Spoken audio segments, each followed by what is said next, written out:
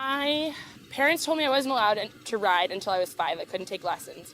And on my 5th birthday, I went running into their bedroom. It was probably like 5 or 6 o'clock in the morning.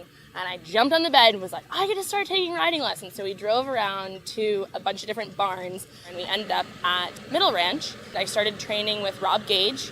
And he had a pony that one girl was sort of leasing, and they said that we could do a partnership lease, and his name was Cruise Control, fondly known in the barn as Norton, or as I like to call him, the spawn of Satan. He was everything that, like, people say mean ponies are. He could be so nice for the first, 15, 20 minutes. Even you could make it to, the end of your lesson. And without failure, I fell off of him. If I rode 4 days a week, I fell off 3. I ended up in the hospital 2.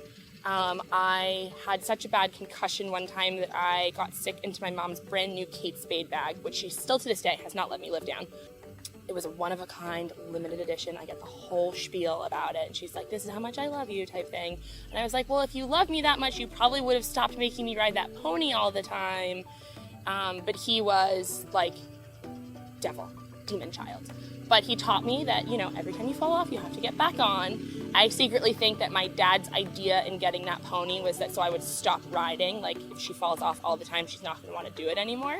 But my mom was constantly the one that was like, you should get back on. Like, that's what you do when you fall off the horse. We leased him for a year, so I had a year of torture. My dad was like, they're not giving us our money back. You're going to have to stick it out. Suck it up. And I was like, And my next one's name was Seashell, and she was supposed to be a horse, but she stopped growing, and she was everything that he wasn't. She was the sweetest, kindest, just most forgiving pony. I did her in the short stirrup all the way up through the mediums. If you fell off, she would stop and look at you and stand there and wait till you got up and make sure you were okay. She had a very maternal nature about her, and she was the saving grace to my riding career. That, and I think my mother was never really going to let me stop.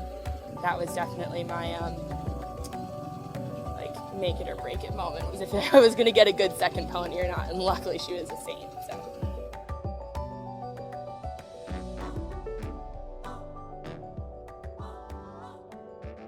I know, it makes you really tough though. I fractured my hip last year and I was like, I can still ride, it's not weight bearing, and people were like, were you on crutches on Sunday? And I'm like,